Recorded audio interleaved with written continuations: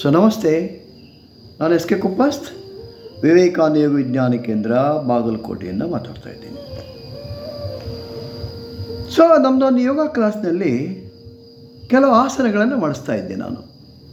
ಅರ್ಧಕಟಿ ಚಕ್ರಾಸನ, ಸಾವಕಾಶ ಕೈ ಮೇಲೆ ಎತ್ತಬೇಕು, ಕೈ ನೆಲಕ್ಕೆ ಸಮಾಂತರ ಬಂದಾಗ ಅಂಗೈ ಆಕಾಶಕ್ಕೆ ತಿರುಗಿಸ್ಬೇಕು, ಆಮೇಲೆ ಸಾವಕಾಶ ಮೇಲೆ ಹೋಗಬೇಕು ಅಂತ ಸೂಚನೆ ಕೊಡ್ತಾ ಇದ್ದೆ ನಾನು. ಸೂಚನೆ ಕೊಡ್ತಿರ್ಬೇಕಾದ್ರೆ ಎದುರುಗಡೆ ಇರ್ತಕ್ಕಂಥ ನಮ್ಮದೇನು ವಿದ್ಯಾರ್ಥಿಗಳಿದ್ದರು ಅವರನ್ನು ಸಾಮಾನ್ಯವಾಗಿ ನಾನು ಅಬ್ಸರ್ವ್ ಮಾಡ್ತಾ ಇರ್ತೀನಿ, ಎಲ್ಲರೂ ಸರಿ ಮೂಮೆಂಟ್ ಮಾಡ್ತಾರಾ ಇಲ್ಲ ಅಂತ. ಅದರಲ್ಲಿ ಒಬ್ಬ ಹುಡುಗಿ ಇದ್ಲು, ಯುವತಿ ಆಕೆ ಕೈ ಸಾವಕಾಶ ಒಯ್ಯೋಳು, ಮೇಲೆ ಒಯ್ಯೋಳು. ನಾನು ನೋಡಿದಾಗ ಸರಿ ಮಾಡೋಳು, ಸ್ವಲ್ಪ ನನ್ನ ಕಣ್ಣು ಬೇರೆ ಕಡೆ ಹೋದ್ಕೊಳ್ಳಿ, ಬೇರೆಯವ್ರು ನೋಡೋಕತ್ತಿದ್ರು ಪಟ್ಟೆ ಕೆಳಬಿಡೋದು, ಮತ್ತು ಪುನಃ ಆಕೆ ನೋಡೋಣ, ಮತ್ತು ಪುನಃ ಕೈ ಮೇಲೆ ಒಯ್ಯೋದು, ಹಿಂಗೆ ಪುನಃ ಮಾಡೋಳು ಆಕೆ. ಸೊ ಹಿಂಗ್ಯಾಕೆ ಮಾಡ್ತಾಳೆ ಈಕೆ? ನಾವು ಸಾಮಾನ್ಯವಾಗಿ ನಮ್ಮ ಕ್ಲಾಸಿಗೆ ಬರೋರ ಜೊತೆಗೆ ಅವ್ರದ್ದೆಲ್ಲ ಸಮಸ್ಯೆಗಳನ್ನು ಬರೆಸಿ ತೊಗೊಂಡಿರ್ತೀನಿ ನಾನು. ಸೊ ಏನೇನು ಪ್ರಾಬ್ಲಮ್ ಸಿಗಿದೆ ಅವ್ರದ್ದೆಲ್ಲ. ಆಕೆ ಜೊತೆಗೆ ಅವ್ರ ತಾಯಿನೂ ಬರ್ತಾಯಿದ್ಲು.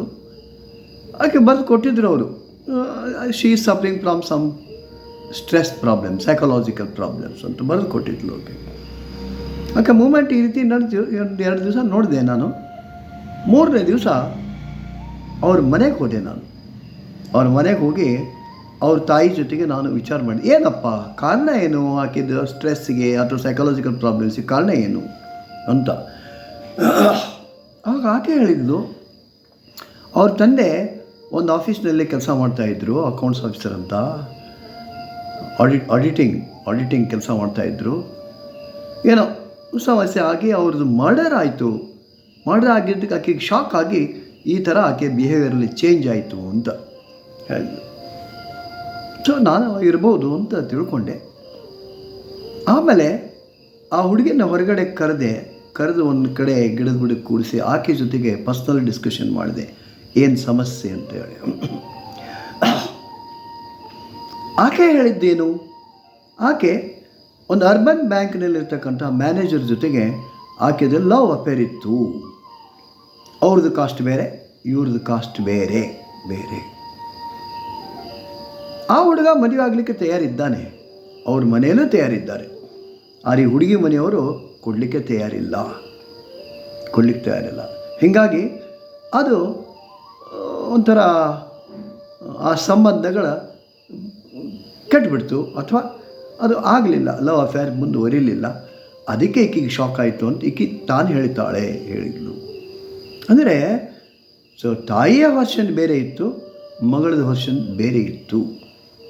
ಸೊ ಮಗಳಿಗೆ ಏನು ಅಪೇಕ್ಷೆ ಇತ್ತು ಅದ್ರ ಪ್ರಕಾರ ಪಾಲಕರು ನಡ್ಕೊಳ್ಳಿಲ್ಲ, ಅದರ ಪರಿಣಾಮ ಈಕೆ ಬಿಹೇವಿಯರ್ ಮೇಲೆ ಬದಲಾವಣೆ ಆಯಿತು.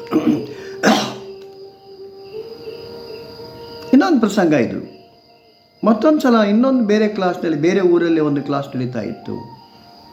ಅದೇ ನಡೀತಿರ್ಬೇಕಾದ್ರೆ ಅಲ್ಲಿ ಇದೇ ಥರ ತಾಯಿ ಮಗಳು ಕೂಡ ಬರ್ತಾಯಿದ್ರು. ಬರ್ತಿರ್ಬೇಕಾದ್ರೆ ಕ್ಲಾಸ್ ನಡೀತಿರ್ಬೇಕಾದ್ರೆ ಮಗಳು ಎದ್ದು ಹೊರಗೆ ಹೋಗ್ಬಿಡಕ್ಕೆ. ಎದ್ದು ಹೊರಗೆ ಹೋದ್ಕೊಳ್ಳೆ ಆಕೆ ಬೆನ್ನ ಹತ್ತಿ ಈಕೆ ಹೋಗೋಳು. ಆಕೆ ಎಲ್ಲರೂ ಹೋಗಿದ್ದಾಳು ಅಂಥೇಳಿ ಬೆನ್ನ ಹತ್ತಿ ಹೋಗೋಳು ಅನ್ನೋದು 2-3 ಸಲ ಇದೇ ಥರ ನಡೀತಿತ್ತು. ಹಾಗೆ ಅಲ್ಲಿಯೂ ಸಹಿತ ಅವ್ರ ಮನೆಗೆ ಹೋದೆ ನಾನು. ಸಂಜೆ ಅವ್ರ ಮನೆಗೆ ಹೋದಾಗ ಎಲ್ಲರೂ ಟಿ ವಿ ನೋಡ್ತಾ ಇದ್ದರು. ಆಮೇಲೆ ನಾವು ಹೋದ ನಂತರ ಅಲ್ಲೊಂದು ಆ ಹುಡುಗಿಯ ಅಕ್ಕಂದ ಮ್ಯಾರೇಜದ್ದು ಒಂದು CD ಹಾಕಿದರು. ಅಲ್ಲಿ CD ಹಾಕಿ ಅವ್ರ ತಾಯಿ ಹಾಕಿದರು, ಅದು ತೋರಿಸ್ತಾ ಇದ್ದರು, ಎಲ್ಲರೂ ನೋಡ್ತಾ ಇದ್ದರು. ಅವ್ರ ಅಕ್ಕಂದು ಏನು ಮದುವೆ ನಡೆದಿತ್ತು, ಅಕ್ಕನ ಜೊತೆಗೆ ಏನು ಭಾವ ಕೂತಿದ್ದಾರೆ ಮದುವೆ ಇದರಲ್ಲಿ, ಆ ದೃಶ್ಯದಲ್ಲಿ. ಆ ಹುಡುಗ ಬಂದ್ಕೊಳ್ಳಿ ಈಕೆ ಹೇಳಕ್ಕೆ, ಅವರ ನನ್ನ ಗಂಡ ನೋಡ್ರಿ ಅಂತ ಈ ಹುಡುಗಿ ಹೇಳಕ್ಕೆ. ಅಂದರೆ ಏನದು ಅಂದರೆ ಈಕೆಗೆ ನಿಶ್ಚಯ ಆದಂಥ ಹುಡುಗನಿಗೆ ಬೇರೆ ಹುಡುಗಿನ ಕೊಟ್ಟು ಮದುವೆ ಮಾಡಿದರು. ಅದರ ಪರಿಣಾಮ ಈಕೆಯ ಬಿಹೇವಿಯರ್ ಮೇಲೆ ಬದಲಾವಣೆ ಆಯಿತು. ಅದೇ ಥರ ಇನ್ನೊಂದು ಪ್ರಸಂಗದಲ್ಲಿ ಒಂದು ಫ್ಯಾಮಿಲಿ ಒಂದು ಏರಿಯಾದಿಂದ ಇನ್ನೊಂದು ಏರಿಯಾಕ್ಕೆ ಅದೇ ಊರಲ್ಲೇ ಶಿಫ್ಟ್ ಆಗ್ತಾರೆ, ಬಾಡಿಗೆ ಮನೆ ಒಂದು ಕಡೆ ಇನ್ನೊಂದು ಕಡೆ. ಯಾತಕ್ಕಾಗ್ತಾರೆ? ಸೊ ಮೊದಲಿದ್ದ ಮನೆಯಲ್ಲಿ ಅವ್ರ ಮನೆ ಮಗಳ ಒಬ್ಬ ಹುಡುಗ ಇರ್ತಾನೆ, ಆ ಹುಡುಗನ ಜೊತೆಗೆ ಇವ್ರ ಮಗಳದ್ದು ಅಫೇರ್ ನಡೆದಿರುತ್ತೆ. ಅದನ್ನು ತಪ್ಪಿಸ್ಬೇಕು ಅಂತೇಳಿ ಇವರು ಮನೆ ಶಿಫ್ಟ್ ಮಾಡ್ತಾರೆ, ಬೇರೆ ಮಾಡಿದಾಗ ಆವಾಗ ಈಕೆಯ ಬಿಹೇವಿಯರ್ ಚೇಂಜ್ ಆಗುತ್ತೆ. ತಾಯಿ ಜೊತೆಗೆ ಹೆಂಗೆ ಬೇಕಂಗೆ ಸಿಡುಕು ಸ್ವಭಾವ, ಜಗಳ ಮಾಡೋದು ನಡೆಯುತ್ತೆ. ಅಂದರೆ ಸೊ ಯೌವನಾವಸ್ಥೆಯಲ್ಲಿ ಏನೇನು ಭಾವನೆಗಳಿರುತ್ತೋ ಆ ಭಾವನೆಗಳಿಗೆ ಅಥವಾ ಅದಕ್ಕೆ ಮೂಲತಃ ಸರಿಯಾದ ಸಂಸ್ಕಾರವೂ ಬೇಕು, ಇಲ್ಲ ಆ ಭಾವನೆಗಳಿಗೆ ಸರಿಯಾಗಿ ಔಟ್ಲೆಟ್ಟು ಬೇಕು. ಅದಕ್ಕೆ ಅವಕಾಶ ಸಿಕ್ಕಿಲ್ಲ ಅಂದರೆ ಆ ಬಿಹೇವಿಯರಲ್ಲಿ ನಡವಳಿಕೆ ಅಥವಾ ಬಿಹೇವಿಯರ್ ಚೇಂಜ್ ಆಗುತ್ತೆ. ಸೊ ಸಾಕಷ್ಟು ಕೇಸುಗಳಲ್ಲಿ ಆ ವ್ಯಕ್ತಿಗಿಂತ ಅಂದರೆ ಪೇಷಂಟ್ ಅಂತೀವಿ, ಪೇಷಂಟ್ಗಿಂತ ಸೊ ಪಾಲಕರು ಈ ಸಮಸ್ಯೆಗಳಿಗೆ ಕಾರಣರಾಗ್ತಾರೆ ಅಥವಾ ಎನ್ವಿರಾನ್ಮೆಂಟ್ ಅಂತ ಹೇಳೋದು. ಸೊ ಪರಿಸರ, ಸೊ ಪಾಲಕರು ಇರ್ಬೋದು, ಮತ್ತು ಬೇರೆಯವರು ಇರ್ಬೋದು, ಕಾಕ ಇರ್ಬೋದು, ದೊಡ್ಡಪ್ಪ ಇರ್ಬೋದು, ಯಾರೇ ಇರ್ಬೋದು, ಅಕ್ಕ ತಂಗಿ ಇರ್ಬೋದು, ಅವರು ಈ ಸಮಸ್ಯೆಗಳಿಗೆ ಕಾರಣ ಆಗ್ತಾರೆ, ಮೂಲ ಕಾರಣ. ಅದಕ್ಕೆ ಪುನಃ ನಾವು ಸಾಮಾನ್ಯ ಹೇಳೋದು, ಸೊ ಪೇಷಂಟಿಗೆ ಟ್ರೀಟ್ಮೆಂಟ್ ಕೊಡೋಕ್ಕಿಂತ ಎನ್ವಿರಾನ್ಮೆಂಟನ್ನು ಬದಲಾವಣೆ ಮಾಡಬೇಕು. ಅಲ್ಲಿರ್ತಕ್ಕಂಥ ಅವರಿಗೆ ತಿಳುವಳಿಕೆ, ಅವರಿಗೆ ಚಿಕಿತ್ಸೆ ಅವಶ್ಯಕತೆ ಇದೆ.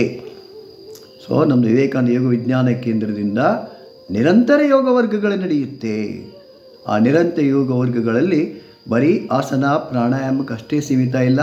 ಸೊ ಅದು ಕಲ್ಚರಿಂಗ್ ದ ಮೈಂಡ್, ಮನಸ್ಸಿಗೆ ಸಂಸ್ಕಾರ ಕೊಡೋದು, ಬಿಹೇವಿಯರಲ್ ಥೆರಪಿ, ನಡವಳಿಕೆಯನ್ನು ತಿದ್ದೋದು, ಇದು ನಡೆಯುತ್ತೆ.